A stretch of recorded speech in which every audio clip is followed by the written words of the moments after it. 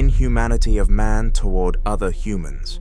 I find it absolutely mind-boggling that certain people would resort to any measures required in order to eradicate their fellow humans, because of animosity or to demonstrate superiority.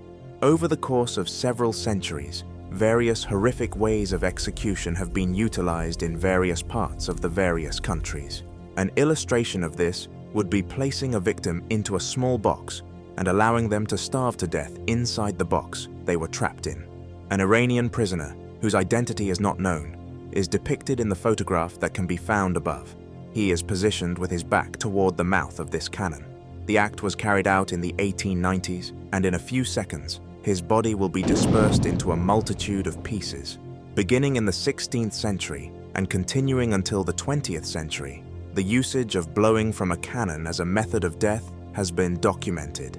It is a technique of execution in which the victim is often tied to the mouth of a cannon, which is then fired, resulting in the victim's death.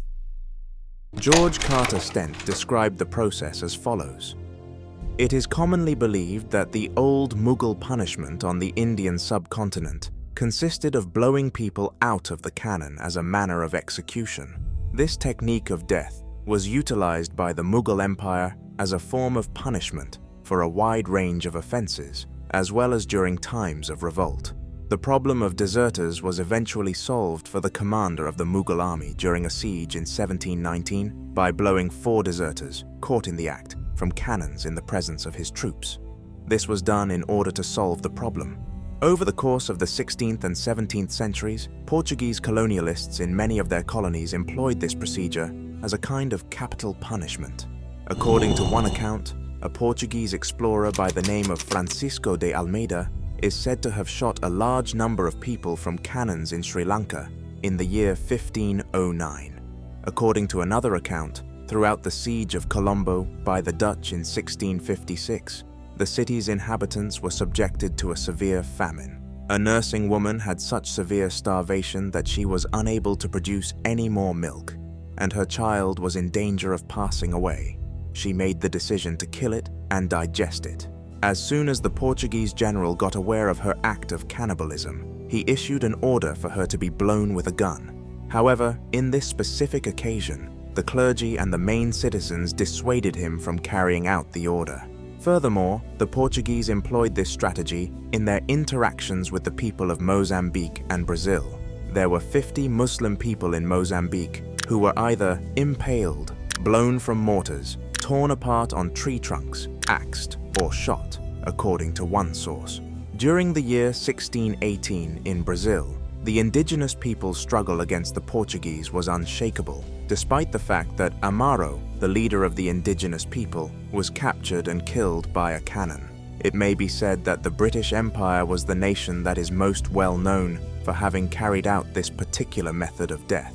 This method of death was utilized by the British as a kind of punishment for native soldiers who were found to be guilty of mutiny or desertion. The British were the dominant force in India at the time. During the month of March in the year 1764, a native officer developed a covert scheme to convince the soldiers under his charge to desert to an opposing force.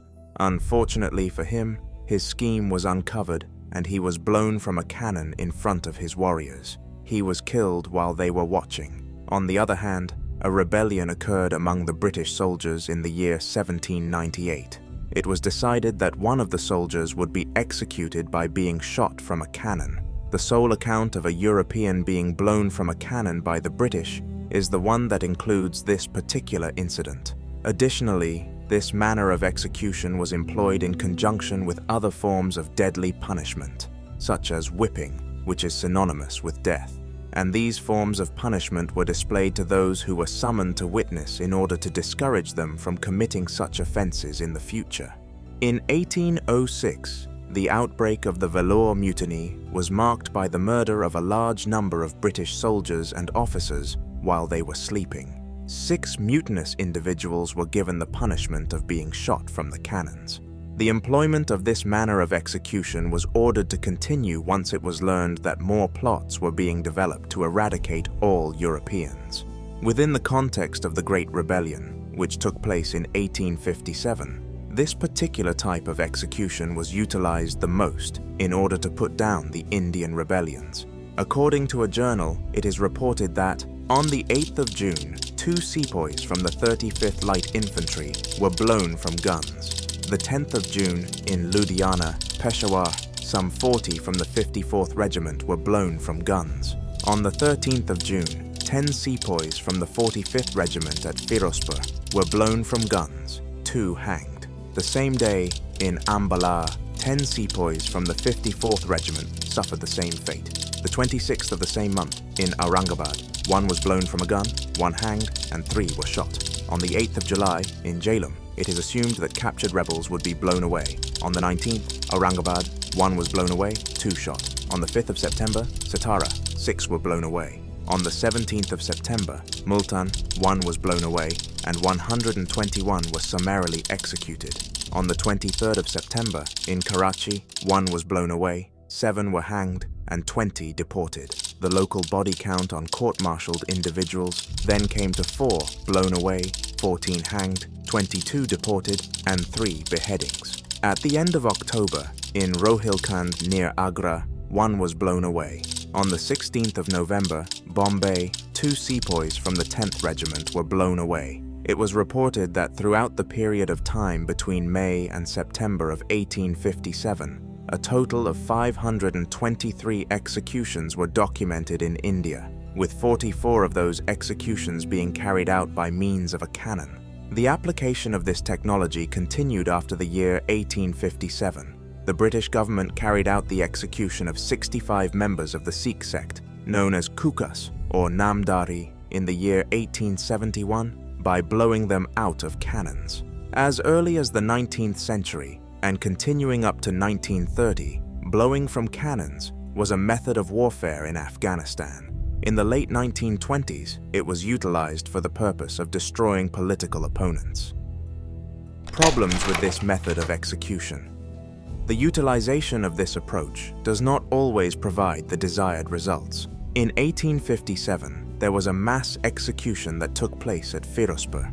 According to one report, there was an order that blank cartridges should be used, but some guns were loaded with grape shot instead. It was as a consequence of this that a number of the spectators who were facing the cannons were struck by the grape shot, and as a consequence, some of them had to have their limbs amputated. Furthermore, some of the soldiers had not been withdrawn in the appropriate manner, and as a result, they had obtained injuries as a result of being struck by fragments of flesh and bones. In another account, a soldier who was to be shot managed to fall just as the shot went off, with the following result. One wretched fellow slipped from the rope by which he was tied to the guns just before the explosion, and his arm was nearly set on fire. While hanging in his agony under the gun, a sergeant applied a pistol to his head, and 3 times the cap snapped, the man each time wincing from the expected shot. At last, a rifle was fired into the back of his head, and the blood poured out of the nose and mouth like water from a briskly handled pump. This was the most horrible sight of all. I have seen death in all its forms, but never anything to equal this man's end.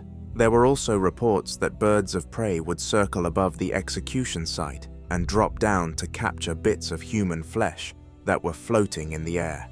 Additionally, it was said that dogs that were loitering about would rush to the scene to consume some of the body parts that were scattered around the ground. This is without a doubt one of the most heinous methods of execution that has ever been conceived of. The act of carrying out this sort of execution on other human beings in the name of supremacy and delivering a terrible message to those who are being colonized to fall in line or suffer the inhuman consequences is so inhumane that it is inconceivable that anyone would do such a thing. Simply said, this is a perfectly obvious illustration of what the inhumanity of man to man looks like.